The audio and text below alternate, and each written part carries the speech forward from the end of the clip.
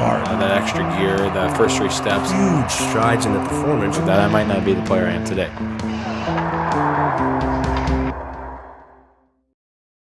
All right, welcome to another episode of Behind the Gear. And today I've got the pleasure of sitting down with one of my best buddies, actually, Raul Cano. Yep. From The Rock, Sudbury, Ontario. Now living in Barrie, Ontario. Nice, cold northern. What's the weather like in Barrie? You guys still got snow on the ground up there or what? No, it's gone down, but last 2 days was snowy. I went to work like yesterday morning, and it was like I had to shovel the snow off my car. It flew off pretty easy, but it was snow. Yeah. I got to the hall, and guys were like, "Your car's full of snow." I was like, "Yeah, it was snowing." So just to give a bit of context and why I wanted to have Raul on is obviously Raul, you got a cool story as far as we met probably early teens, so 13, 14. Raul never played hockey, but was a passionate hockey guy and got along with all the hockey boys, obviously, and was in on all our roller hockey games, ball hockey games, any kind of games we were watching or playing. Little Sega 97, a couple of good competitions on the old. Yeah, buddy. Yeah.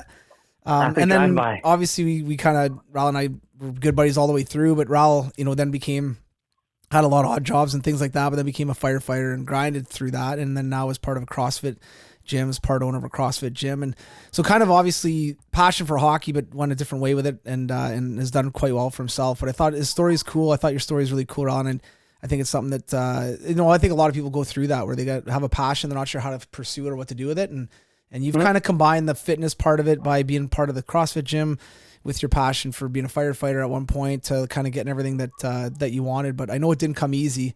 And kind of we'll get through that a little bit as we kind of get going and stuff like that. But your background for anyone who doesn't know Raul, where are mom and dad from? Canada? Mom and dad are from Peru. No. They're from Peru, South America. I was born in Toronto, but I grew up in Sudbury.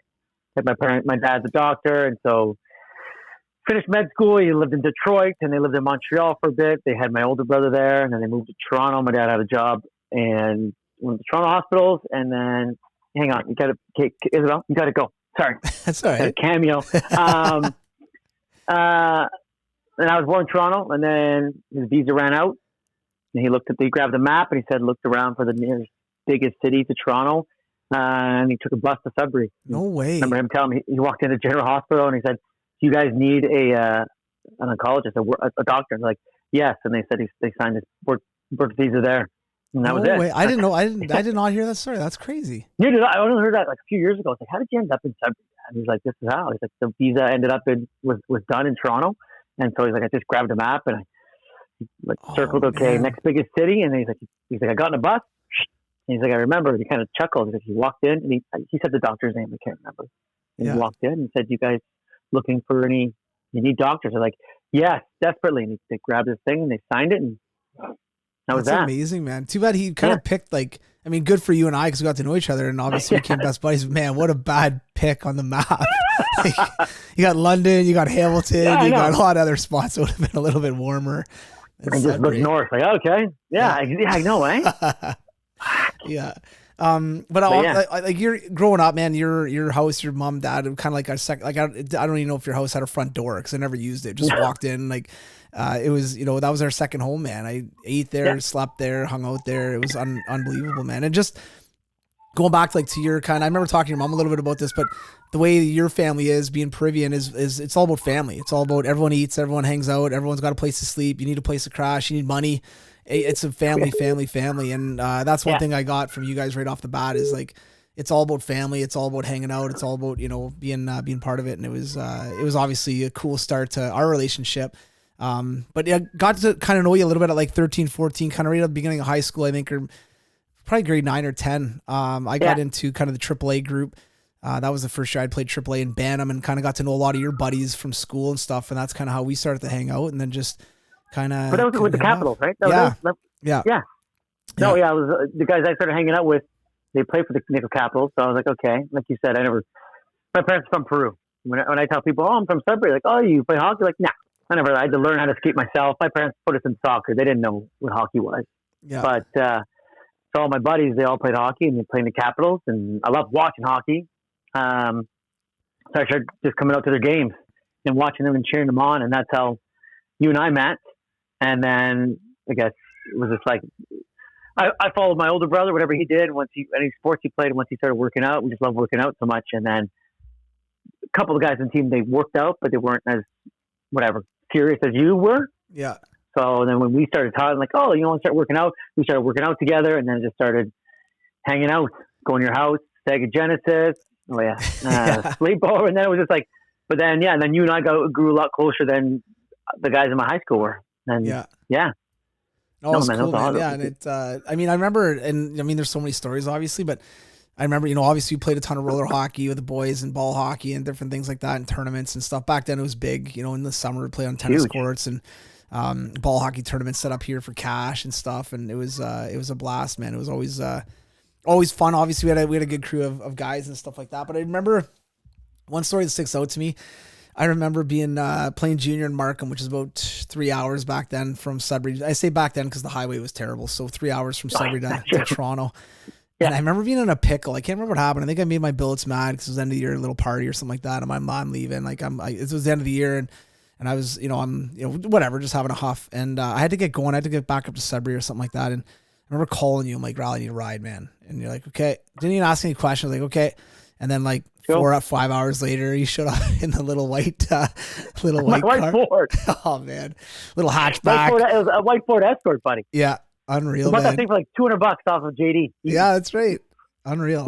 Yeah. But just one of those guys that never, I never asked any questions, just was always there for you. And, Nobody. It was awesome, man. And then kind of moving, I ended up leaving to go play junior. Everyone kind of scattered a little bit. We've obviously always kind of kept in touch and visited, and you came down to visit me at school, and obviously we've had that kind of tight relationship.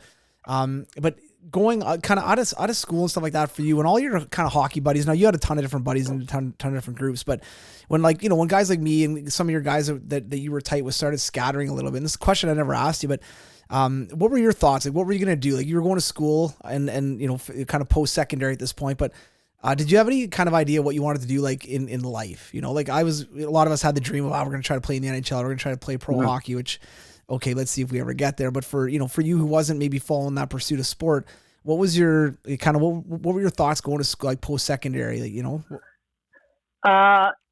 went to school, I did Cambrian College in Sudbury. I just did general business. I wasn't sure. I was like, oh, maybe I'll do business. I don't know.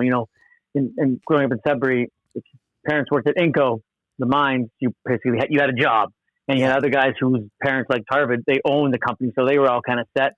I wasn't sure. And then when I finished business there, my dad's like, you speak 3 languages. So why don't you do international business? I was like, okay. I didn't know what to do. And I was like, oh, sure. So I applied down in Toronto, Seneca, and I went down to Toronto. I lived in residence, and I did international business. It's the 1-year postgraduate course, post-diploma, sorry. Firefighting was always in there, but it wasn't full bore yet. I was like, I don't know. And then I just started working in retail, of all places. Just started working in retail and trying to save money, and still wasn't sure what I was, what my goal, what my path was.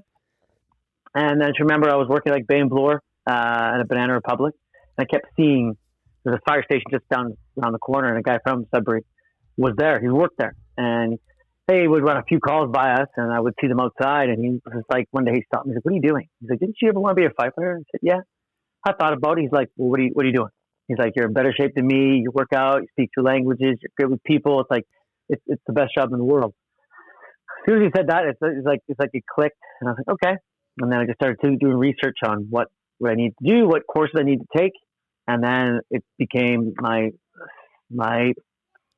goal, which ended up being a 7-year goal, a 7-year journey to become a firefighter. And it was like I can get into it where. Well, no, I think one of the things, man, that was I was always really proud of you as a buddy, and I'd never tell you that till now because I'm old and I have kids and I don't mind gushing on you. No, but I was really proud of you, and I know we had conversations along the way, and I'm keep doing it, man, keep going, because I know there was some roadblocks for you where you're like, man, is this like, huge. Am I seriously gonna keep doing this? Like, I remember you driving to Ottawa, I remember you coming to London at one point just to write the test, spend $300-400 and gas and hotel or whatever. stay with buddies and write the test and then go and knock it in. And it was kind of basically, you're getting maybe feedback saying, oh yeah, you'll get shortlisted here and then nothing. And, so a lot of letdowns, I guess, along the way, right? For 7 years. Yep. But for you, I guess, yeah, like what, was it, because for any young guy right now, especially hockey players out there that are looking to become firefighters, because it is a nice job. It's obviously a dangerous job, and you're on the front line, and in pandemics like we're seeing right now, it's so important to have, competent and good firefighters, police and hospital, all that kind of stuff. But for you, like for young guys trying to do this, I want to give them a little bit of advice on this as far as, what were some of those roadblocks? Like, was it just pure hirings, pure not enough availability for how many people were applying for these jobs? Yeah, like all of it. Like back in whatever, in how I used to apply, it was like what you said. Like it was, if London was hiring, you had to put an application. You met the requirements. You go down, write the test, and you pass the test. You got to do a physical, or you had to do this physical. That was usually either at Brock University or at York University. It's like one of them was like $200, the other one was like $150, and that's you do that physical before to apply, and you have to show that you had that, and you had all the prerequisites of like your first aid, your DZ, and some your pre-service, and then you go write the test, and it was like you said. Looking back, like when a city like London would hire, they might be hiring 4 people, and there'd be like 5,000 guys and girls that go to write. And it's not like you would look in the job pages of the paper, like, oh, London's hiring next week again. No, if they hired in 2016 of January, they might not hire until 2018. For like for 2 years. So it's like, so you would just keep applying. And at the beginning, I thought I had enough schooling. All right, I got a few courses. I'm like, okay, and I would apply. My test scores started off, and then the luxury of like you said, my life was literally like all I had was the jobs I had were a bunch of jobs, but enough. I only worked so it would cover my rent, my gym membership, my food and supplements, and applications. Yeah. But every time it was like for dishing out money. Like I didn't have a car. I had a futon and a TV and a lot of clothes. That was it. Like it was only because then I'd be like, if I had to move to London, it'd be like, I'm gone. Yeah. And not like, okay, I got to go try to sell no. Like it was just like, and so after a while, I was like, hey, you're writing so many tests for so many different cities. And then my test scores started to get better, which is great. Started getting an interview here and there.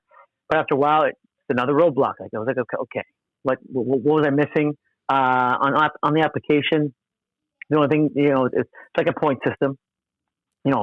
High school, boom, DZ, driver, all this first aid. And there's always a section of volunteer work, military, and those are ones I couldn't put anything down. So I never really volunteered anywhere, and I had no military experience. So after around year 5 or 6, I was like, okay, I need to try to fix maybe one of those boxes because I got everything else. I have my pre-service at Seneca, and I have all these courses up the yin yang. I've had like truck driving experience and all this, but so then I moved it literally rented a room in some small town close to Brampton, Huttonville, just to get on their volunteer department, just to have that on my resume. Right. Yeah. And I'm going to say maybe that's what panned it out, what lucked out, because I got on, it was like 6 months of just kind of 6 months. Yeah, 6 months. Just showing up to the hall every Sunday to wash the truck and go over inventory. But I wasn't a volunteer yet, but I could mark that down on my resume and on my application. And then lo and behold, I interviewed with Toronto. I got on with them. And I remember getting on with them. And then like a day later, the volunteer department said, okay, congratulations. Here's your beeper. And you can respond to calls now. Meanwhile, back then, I was just 2008, you weren't allowed to, bigger cities. I don't know about London, but Toronto, when you get on, you sign part of like I couldn't they call it two-hatting. I couldn't be a full-time and a volunteer. So I was like, I just got on Toronto. I'm sorry. So I was like, oh. So, but no, for younger guys coming on now, I got guys in my gym. I got a coach. He's trying to become a firefighter. I got young guys, and I always tell them, like, if I can go back, and I would take the pre-service course, which they offer at several colleges now, and then just keep taking courses, trying to get my DZ, and then just what's the word? You said it. Grind it out. Yeah, grind. But yes, because it was like you said, when down in the dumps. Yes, I remember one persistent, like going. I thought I had a second interview with Niagara Falls. They interviewed 25. The second interview was 25 guys they interviewed for 16 spots. Jeez. You do the math, that's pretty good odds. Yeah. So I was like, oh, I was a little overconfident. I thought I did good in the second interview. And I interviewed with Hamilton as well. And a couple of guys I went with, they all interviewed first. So we all kind of had the questions. I felt really good about Hamilton. And I remember it was like, okay, Friday, Niagara Falls said we're going to be calling all the successful candidates. And Hamilton said we'll be calling all the successful candidates. And I remember it like I was in Sudbury at the time. We're working out a good life. And I was like, a buddy of mine, I got to text me. He's like, oh, I got a call for Hamilton. I'm like, wow. Another guy, I got a call for Hamilton. Great. Hamilton never called me. And I was like, Niagara Falls going to call. Never called. And then I had like this fire hall forum that used to go on, and I checked, and there's a big thread about Niagara Falls. And he said, yeah, they already called everybody. And it was like, whoa, that's when it hit. Yeah. And I could admit this. I remember taking a shower, and I broke down. Yeah. I just started crying. I was like, I don't know. I was just like, what? I didn't know what else I had left, but I was like, what else I needed to do? Like, I was like, that was this close. And so I just got out of the shower. I was sad. And then I just said, no, I'm just going to keep going. Like I always felt that I was going to be a firefighter. It was just a matter of time. I didn't care how long it took. My dad always said, what's your plan B? My plan B is going to find anything, a job, maybe a career that's going to help me, keep me afloat or support me enough till I get to my plan A, which is to become a firefighter. Yeah. I applied to the police. I just anything I can get, and then I just kept at it. And luckily, like I said, 7 years later, it finally happened. It was the best day of my life. Yeah. Well, I think, and whether it's hockey, firefighting, policing, starting your own business, whatever it is, I think two things, like you had obviously that perseverance and that drive to like get this thing done and stick with it. Cause I think a lot of people after maybe that first, second, third, bad obstacle that they got or that, bad news that they got, a lot of people are going to shut it down, and being able to kind of go through it and be like, no, man, I'm going to keep going. And man, we've all been in situations too, though, where we've, been in our bedroom or a shower or whatever, and just kind of, what am I doing, man? What am I doing? And that's the crossroads right there, right? Where some people take the right, the right-hand turn, and they end up going back into retail or some, shitty job they don't want to do, or they take the left-hand turn, like, I'm doing this, I don't care, I'm going to keep hammering on this, and I think that's a big piece of obviously who you are. And then and for anybody that wants to be successful, it's a big part of being able to kind of achieve those goals and get to that, get to that spot, but it's so hard when you're getting texts and calls from your buddies that are getting on. And you're trying to be happy for them. You're like, oh, that's great, man. Good for you. That's awesome. And you're like, holy man, what's going on here? Oh man. I mean, I'm sure you've seen it too. Like, I know a lot of guys, because you guys had a good team, and you guys, there's a lot of good players. Some guys are like, oh, I'm going to make it to the O. And some guys did. A couple of everybody's did, and some guys didn't. But remember, everyone still had their own path of like going pro or going out to Europe and stuff like that. When I met some great guys at Seneca, in the fire program, and it wasn't a cheap program. It was like 15, 16 grand for like the course. And then they offered extra courses while you were there. Total, I probably left there after 1 year. It was like almost 20 grand. Right. And I met some good guys there, and it was crazy that it was like, we all got out, and I think it was like Mississauga and Brampton were the first two big cities to announce hiring. So everybody wrote. We all wrote. It was great. And then some guys passed, most of us passed, but not a lot of guys got interviews. and I think only one person got on. But then it was like little London was on, then like Sudbury was on, North Bay, and then like Pembroke, and it was funny. It was crazy to see that like it would only be me and two other guys always going to the smaller cities, and some of the other guys, and we all became. We had a big group. It was just like texting and like, oh, you're gonna go right in Pembroke? Like, nah, I'm not gonna go to Pembroke. They're like, I'm gonna go to Toronto. And it's like, cool, to each his own.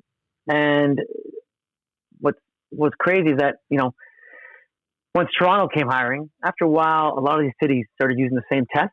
So the more you wrote, the more you got to see the same test, and then it'd be like you, me, and someone else. We all write the same test, and we come out and we jot down questions. So and then we fire them off like, okay, what'd you get for this? What'd you get for this? So it became routine in terms of like once Toronto hiring came, you wrote first, and you're like every test had a name on it, like a number name and like a serial number, and so they would give it out, they would hand it out, and you would look, and it was like MC 105. You knew right away. All right, the memory passage is this. The math questions are these. Down. Buddy, it was, and so you were so more comfortable, relaxed at that point. And unfortunately, well, not unfortunately, if you wrote first, you would to your close buddies be like, hey, all you had to say was it's this test. Right away, we knew, and same we'd all do it to each other, and we're like, okay, it's this test. Yeah. And just going back to my buddies though, so once Toronto came and went, a few of us got jobs. The other guys slowly just stopped.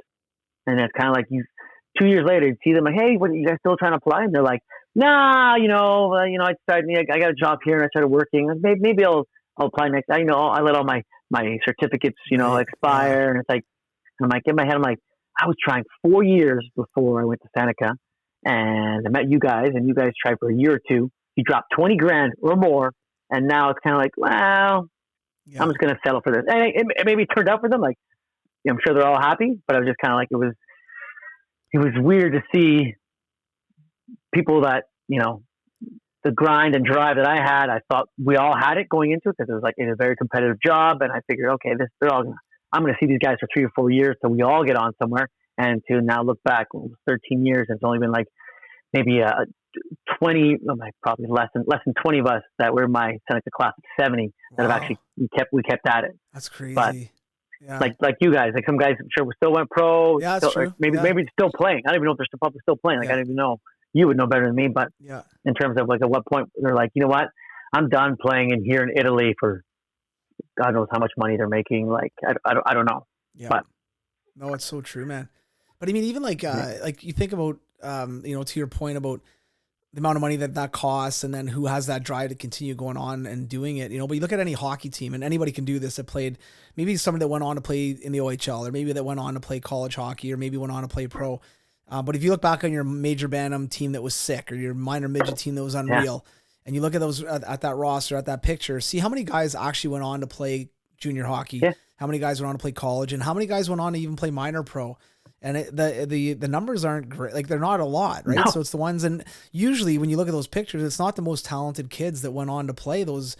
Some of them will play in the junior and stuff like that for sure. But the ones that went the furthest, a lot of times, may have some talent for sure. But a lot of times it's the kids that work the hardest, and the kids that on that team. Like, man, that kid was a worker. Like, that kid was not going to stop until he got to where he wanted to go. One other thing I want to touch on quickly too is you started volunteering maybe a little bit later, like you said, and then bang, things started to roll. But I think this is a really important thing for the younger generation to realize that sometimes you have to work for free. So like, you want to get on and be a skills coach. You want to get on and be a firefighter. You want to get on and be a police officer. Well, try to use any connections you can, or even just go in cold call. But hey, can I come in and sweep the floors on Sunday to help you guys out? I'm sure, there may be some loops to go through as far as police checks and things like that, but you can start getting around these guys and girls and get to know how things work, and get some. One thing you're really good at is networking and getting in with groups, and kind of like being one of the boys with a group. And I'm sure when you started volunteering, you kind of got a way better idea of what goes on in a station, but also you got some good intel from these firefighters and firewomen that were giving you intel that you didn't have before, right? So for a lot of these young kids, I think it's important to don't be afraid to work for free. Don't be afraid to go volunteer at your neighbor's house who's a Labatt sales rep, and you want to become a sales rep one day and go pick their brain and help them out a little bit, No, that's 100% right. Like in the firefighter world, volunteer, now, like I said, back then you weren't allowed to two-hat. Now it's okay. So you could be volunteering. You could go right now in London or somewhere outskirts and start volunteering, become a volunteer firefighter, go through the process, have an interview, and your captain might be the chief of like Ottawa, I mean, a bigger city. Like you go, wow, it's like, because a lot of them give back, and networking huge. And the amount of guys and girls that you'll find who become volunteer fighters. Not there's some that don't ever want to become full time. They love volunteering. They love giving back to community. But like you said, they might be like a Labatt's rep, or they might be a roofer.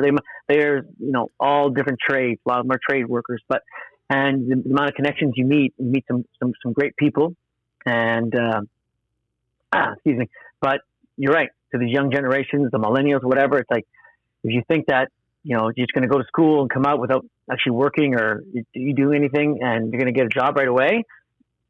Does it happen?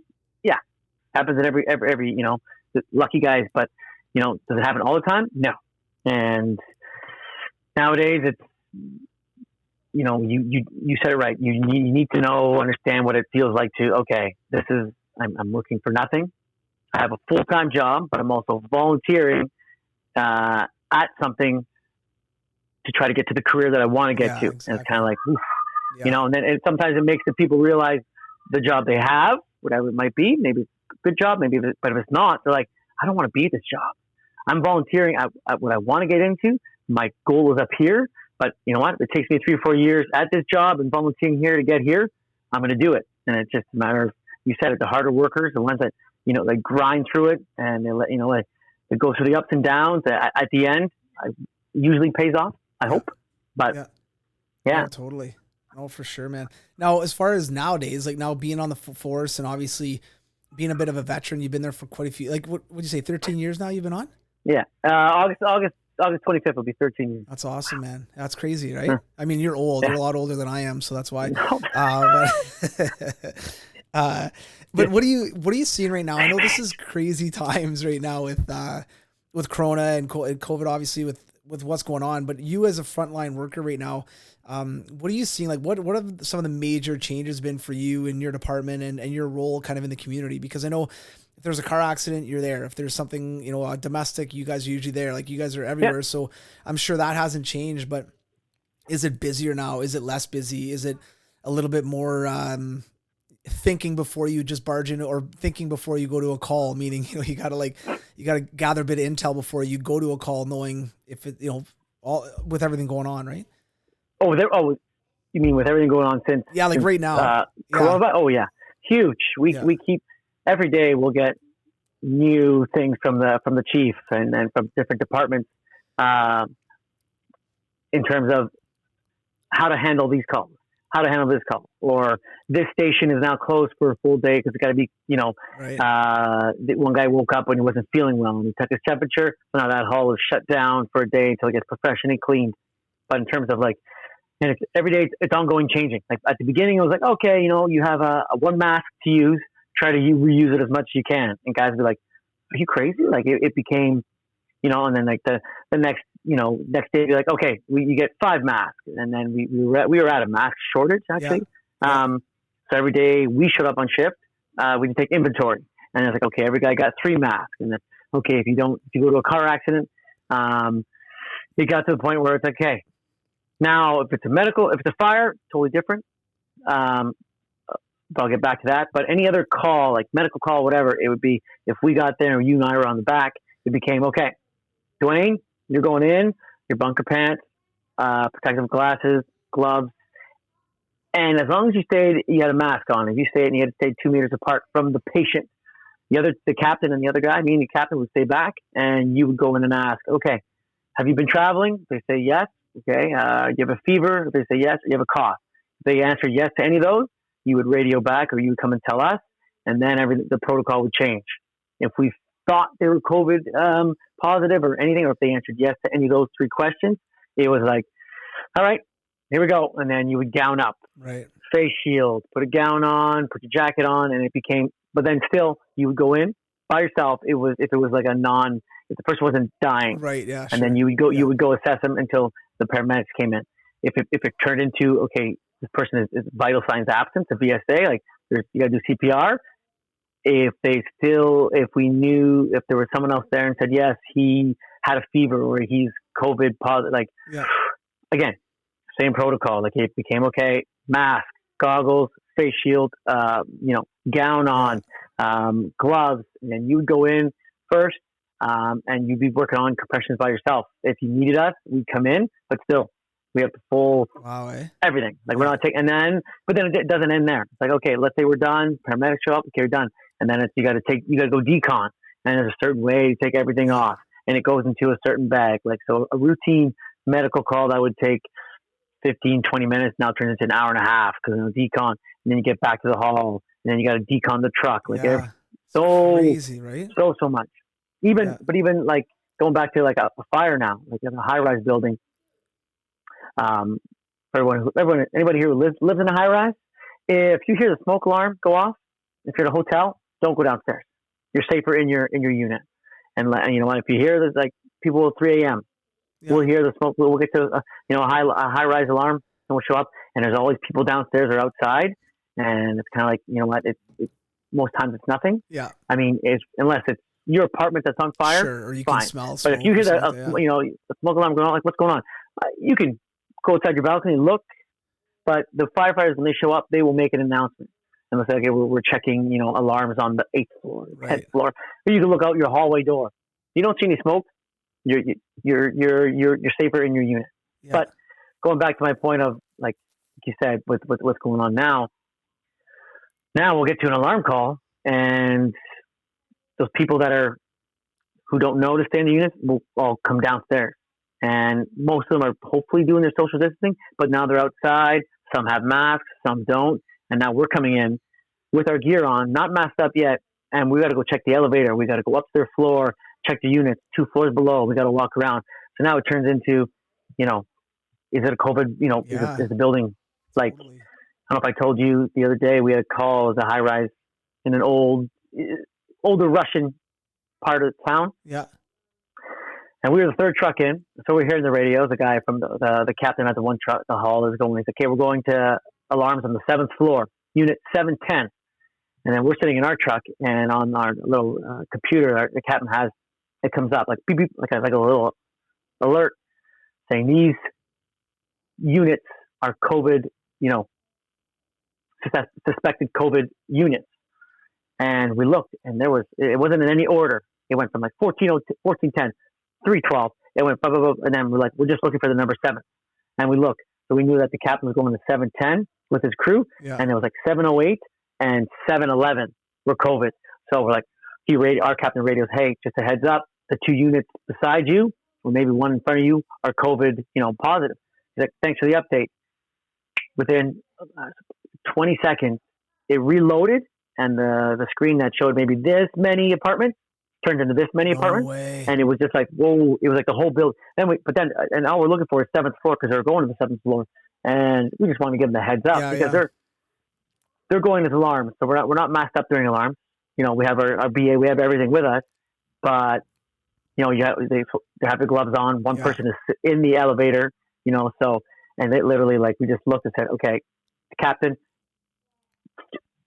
take it as the whole 7th floor is, full of COVID. Man. So everything. And now the next shift over, we now have a printout of all the apartments, the high-rise apartments, elderly, retirement homes, nursing homes that are all, have a COVID thing going on right now. So right. COVID, so it just changes everything. So now it's like, nowadays, especially with what you said going on, it's a lot more precaution and everyone's personal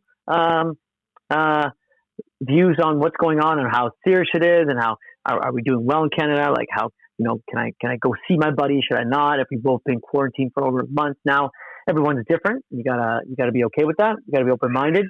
So there's like some guys on some trucks that they get to the hall, they're wearing a mask. We've been issued a mask for the hall. So if you're cooking, if you want to wear your mask the whole time, great. If you don't, no, that's cool too. But so now everyone's view on it's different. Like we had a call the other day, last shift, and it was a high-rise call, and the guys came out of the trucks, and they're already on air. So they put the mask on, they put the BA on, so they're on air going into just a routine alarm call because they don't want to take the chance. Sure. And it's like, okay, it is crazy. Yeah. But it's such a different time, and you're right. Like my wife's still working at the hospital, and so she's kind of in the mix of, going out to work every day, which is going to have some risk to it, no matter what, but then going to the hospital, you got probably a little bit more risk. So we're almost like, we try to stay away from, we haven't seen any of our friends and stuff in a while, but trying to stay away just because, I don't know, man, like, no one really knows where it is. Obviously you can't see it. So you're just kind of doing the best you can to stay clean, to make sure that you're washing things down, make sure that you're, obviously not, not exposing yourself to too much stuff out in the community, and kind of waiting for this to hopefully settle down a little bit. And for you guys and girls that are on the front line, it's a daily thing. Every shift you guys have, you're going to probably get put in situations where you're going to get exposed a little bit at some point. Right. So the more protected you are, and the hard thing for a lot of these guys and girls, yourself included, is now you're coming home to your family, your wife and children. And you know what I mean? It's maybe some of your coworkers have in-laws living with them, or aunts and uncles, or, you know what I mean? It's one of those things where it makes it tough, man, for sure.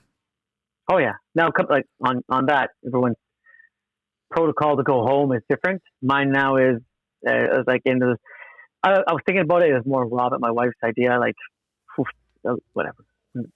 Back in March, she was like, it might be on her. I mean, does it stay on your clothes? I mean, it's different materials, it says it, but just to be on the safe side, like you said, it was like 2 shifts. I remember coming back home, I'd come inside the door, and my wife would be there with the dirty laundry. She's like, okay, let's go. So I'd get undressed right at the front door. Yeah. The kids, the girls would come around and go, hey, Dad, like, no, not yet. So I take all my stuff off, put it in the hamper. She'd bring it downstairs, and I come up and shower. Yeah. So I did that for 2 shifts, and then one shift I was like, you know what? I had like 3 minutes left between shifts. When the other crew was still outside, like I said, protocol now. Oh, right. The other ship waits outside. We're a truck. We're all 12. Yeah. So you'll see all 12 of them. They're waiting outside until we've cleaned up everything, our beds, our trucks. We've taken all our equipment off. We've washed all the trucks, washed the floors. Everything is deconned as best we can. And once that's all set, the captains will be like, okay, go. We go out the back door, and they all come in the front door. They take their temperature, and they come in. The big process. But I had the opportunity, like, okay, I had a 2-minute window. I ran into the showers, and I would shower at the hall. At the hall. So I'd come home ready with all my stuff. And then the last 2 shifts, I was just kind of, I didn't have time. The other shift kind of got in. So I was like, okay. So instead of coming straight home, I just go to my gym, because we've been shut down anyway. And I just shower at my gym, and then put my clothes on, and then come home. And it's just, crazy, different protocol. Yes. Like one of the guys I worked with yesterday, he ran the VSA. So, and his wife has arthritis. So she's like her immune deficiency. So she's like, so did you touch anybody today? He's like, yeah, I mean, sort of, he's like, do some compressions. And she's like, with person COVID? He's like, no, well, we don't know.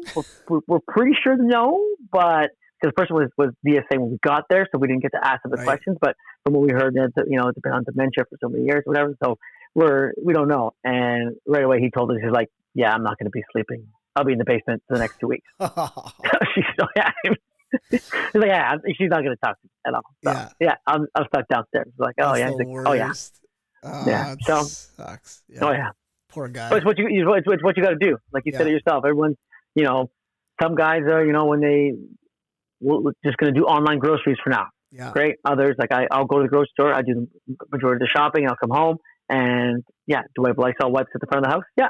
I'll wipe down most of the stuff, and then any fruits we get, wash them right away and stuff, because you just never know. No, so totally. Yeah. No, exactly. Your buddy got put on lockdown by his wife, and I mean, for real, actual, legit reasons. Most of us get locked down by our wives because we're idiots. So I mean, he's doing it. He's doing it with honor. At least he's got honor behind it. Yeah. But you mentioned your gym, like, so obviously you get the shower there. It's closed right now, which is really hard for a lot of, we've got our training center closed down, and restaurants, all every small business for the most part is getting impacted by this. But going kind of before, like years ago now, How did you get into the CrossFit scene or the gym? Like, how did that whole thing happen for you? So you're on as a full-time firefighter, living in Barrie with your family.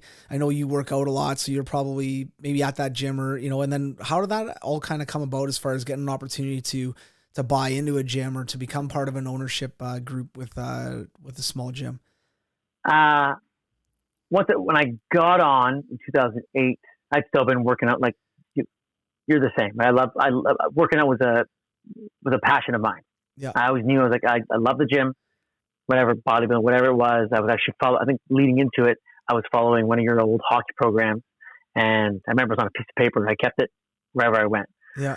Now, if you remember, I do the same anyway. Yeah. And totally. I got on the job, and I met another firefighter, and we talked about working out, and he was like, "Have you ever heard of CrossFit?" I was like, "No." He's like, "Check out CrossFit.com. It's for military, police, fire." And I was like, "Oh." So I check out the website and I started looking at some of these workouts. I'm like, they look okay. I was like, I started incorporating those into my workouts, like their rep scheme and some of their time workouts. And I started doing some of the workouts, the body weight stuff ones, and I started to like it. And then I was living in Brampton at the time, and there was I was working out at LA Fitness, and I just see this other coach, this personal trainer, sorry. And, we do in CrossFit, we do kipping pull-ups and butterfly pull-ups. To the regular people, they might think that's cheating, but it's not. But anyway, at one point, like I'm doing these butterfly pull-ups, and I come down and I look over a few racks down. This guy's doing butterfly pull-ups, and so we kind of look at each other, and it's kind of like, "You do CrossFit?" He's like, "Oh yeah." So we started talking, and he actually ended up leaving LA Fitness and opened up his own gym. So I started going over there, and it was good.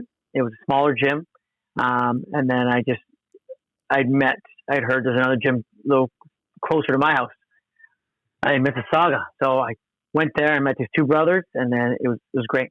I fell in love with the community, and the workout started getting better. And it was awesome. It was like every day was something different. And hey, I'm not gonna visit right now. You just gotta go back. I'll be back. Go play with your sisters. I'll be back. This is live. No, babe.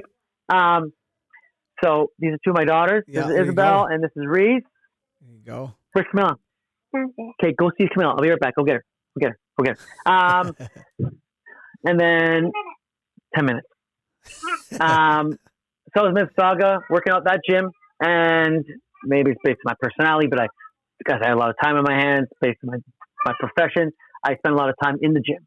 So I would help, and I would just kind of encourage people because I love working out. And it was like, when you're passionate about something. Yeah. There's Camilla.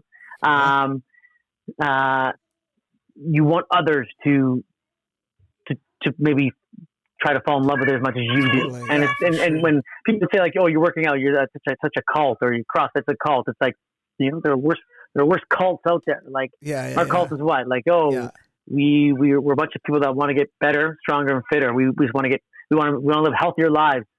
Yeah. And that sounds horrible to me, but so working out, I met the people in Mississauga. At that point, the gym moved to another gym in Mississauga in Port Credit, and I ended up living in the basement of the two brothers that own it. And they're like, "Why don't you get your level 1? Start coaching. The people love you. You're more outgoing than they were. They're very introverted, which is weird for being CrossFit coaches." So sure. I started coaching, got my level 1, started coaching, and I loved it.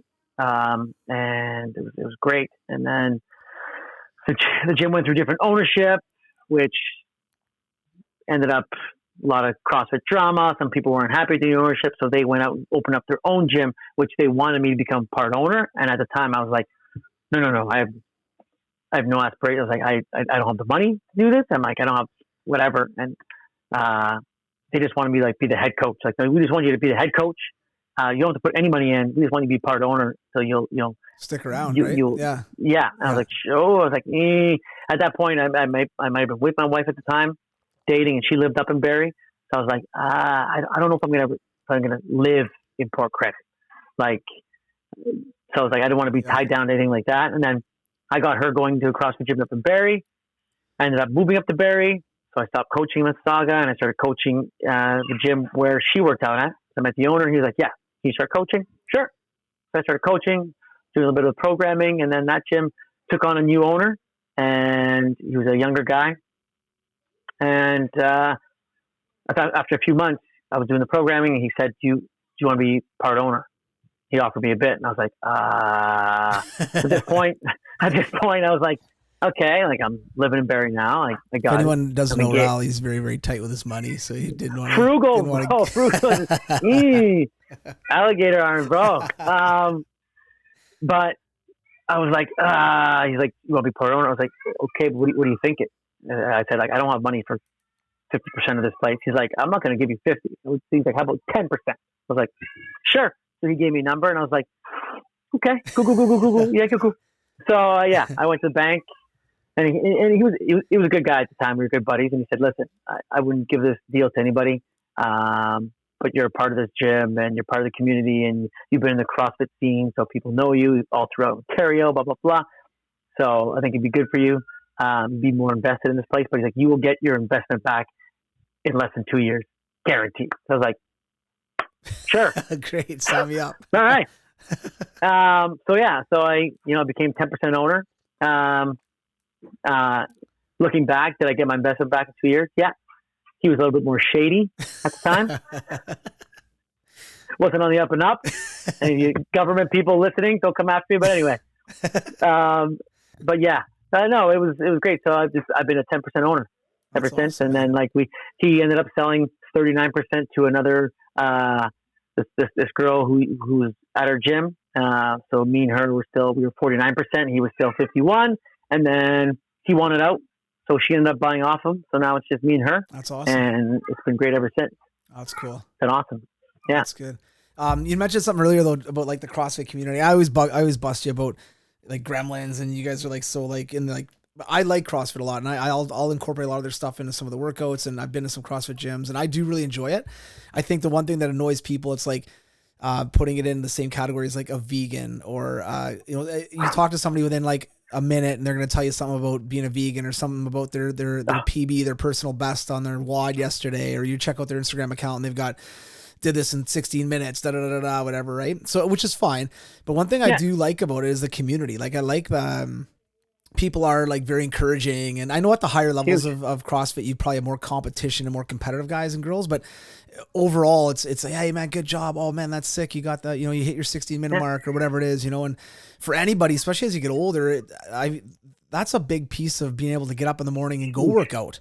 It's like, oh, I got to meet Johnny and Timmy and Sarah at the gym to do our workout today. So I think, you and CrossFit in general has done a really good job of building that community. People want to be a part of it. They want to work out. They want to, so I think there's a lot of benefits to it, obviously. And I mean, you've been doing it for so long. Obviously, you see the success of it. For you though, personally, you got into talking about more competitive stuff. You got into a little bit like the CrossFit Games and things like that, right? And what was that like? Because I mean, you're a fit guy, obviously, but man, when you start competing at that level, I mean, how crazy is it, and how nuts are those athletes? Now, I never made it to the games. My goal would be to make it to the games one year as a Masters. We came close as a team a couple times, and then when I ended up moving up to Barrie, the team I was part of ended up making it to the games. So it is pretty cool. But these athletes, like, they're another level. Yeah, it's like it's almost, you'd be comparing it to like Sidney Crosby or Ovechkin to like some guy who you think is actually, this hometown guy, this guy's pretty good, but Ovechkin is like will always be that much better. It's crazy. And then people think like, what do these guys do for a living? It's like that is it. That is their full time job. They have sponsors, which obviously provides them with like supplements, clothing, gym stuff. Some of them are maybe usually coaches.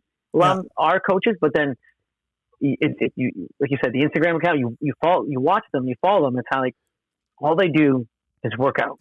Like that's it. Like that's it. They work out 3-4 times like a day, and it's like that's it. And then it's like no wonder they do as well as they do. But in any sport, like in my opinion, like all these guys, and we'll take NHL because hockey's your jam. Is that like there's all these pros, NHLers. You make the NHL, hey, you're awesome. But for every like third, fourth liner, and most guys know they're never going to be up there with the Sydneys and the Cross. Like they're not like Sure. they're on the show. They'll play against them, Yeah. but they're never going to make an all-star team. They're never going to make that. I think is like in every sport, there's just, I don't know if it's some God-given talent or genetics or just something that makes these extra, in the CrossFit world, there's like 10 guys, 10 girls that, on any given day will always be in the top 10. Yeah. Guys will always do something along, guys will make to the games. There'll be like 40, 50 guys that make to the games. And you'll be like, oh my God, how do you think this guy would do? It's kind of like, no, the top 5, usually in every year, you'll see they always, the best always end up at the top. But, these guys live, eat, and breathe just CrossFit. That's it. So you probably wouldn't catch one of these guys like on a Sunday just watching football and crushing 12 beers. No, not back when it's game season. Oh, because some of their sponsors they'll sponsor RPT strength, like meal prep, like macro counting, macros, certain different macro companies. So they'll sponsor them. So no. Every once in a while they'll post like on Instagram like, oh, a cheat day, they're having an ice cream and stuff or something, or a big piece of cake, and it's great to see that, oh, these people are normal. But no, on most times, like I've heard so many podcasts like, no, like it's dialed. Wake up, train, eat, sleep, work out, eat, supplement, work out, go to bed, repeat. Like, do they have a wife? Some of these guys have like wives and kids? Like, yeah. They do. Like do they know their kids? Like, what the heck? You're a father too. I love spending time with my kids. I don't know how these people do what they do and spend so much time and still parent, but like maybe their wives hate them, or maybe their husbands, because they might be the wife might be the game's competitor. But man, you gotta have a relationship there, right? Because even if you're like a triathlete or an Ironman athlete, you know what I mean? Think a different athlete, or different any different sport, but there is a lot of time training, number one, and there's a lot of time getting ready for your competition. So you definitely have to have understanding partner for sure. There's no doubt about it. But man, that's a lot. Like, and maybe because I'm older now too, and I'm like, I don't have the I don't even want to say energy. I just don't have the interest. I'd rather spend an hour with my kids hanging out, or a couple hours going to the park or whatever that is. I'm not saying these people aren't doing that. I'm sure they are. That's it's just it is a lot, man. It's a ton. And I think too, like to your point, those elite of the elite, let's say the top 20 athletes are getting some sort of money to help them subsidize their training, meaning they don't have to have like maybe a full-time job at a bank or doing sales or doing something else, right? Where they can invest that 8 hours a day that we spend at work, on most days, they can invest, 6 hours of that to training and doing, things like that, which makes sense, I guess, for sure. Right. So. Well, they sort of have to, because like if CrossFit, they're not. I can probably name you give me the bottom of the barrel NHL player right now. What was their minimum salary? $1 million? No, they'd be like $500,000-600,000. Like, not bad. Okay, not bad. Well, for you, but damn, for the CrossFit, the guy who wins the game, did he win this year? I remember when it first came out, they had like $150,000. He won, and the women's won less. Like this year, maybe they won $250,000. It was like $250,000, but that was for the one competition, and that's the top. Right. Everyone else didn't make, like these guys. Like they're not living in mansions, living it up. Like they're not signing $1 million contracts. So that the top 20, are they making a living? Oh, sure. The sponsors are helping them out. Maybe they're paying all their bills and stuff.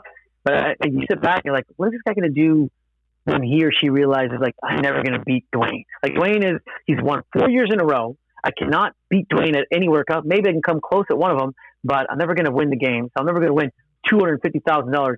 So I keep doing little competitions and maybe winning $5,000 here, or I got a sponsor that pays me this much.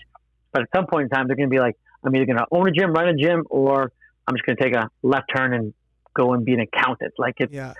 Well, I think the other thing too, though, man, with the way things are going nowadays too, like even this, like you have some of these people that have a cool platform. They got a good brand in themselves, and then they can spin off and, be a spokesperson for Adidas or for Reebok or start a podcast or, whatever it is. Right. So I think there's a lot of opportunity now for a lot of these athletes, NHL, CrossFit, NBA, whatever, to build up a bit of a social following while they're hot and while they're the top 20, and then potentially use that following to do some fun stuff afterwards. You know what I mean? It's different than what it was like years ago, obviously. And now it's more about building up your own brand and building up your name and building, you know, and trying to create something that's, that you can invest in a little bit time wise when you're done, in order to have a platform to make some money off of when you're too old to compete anymore. Right? Oh yeah. So, I know. Yeah.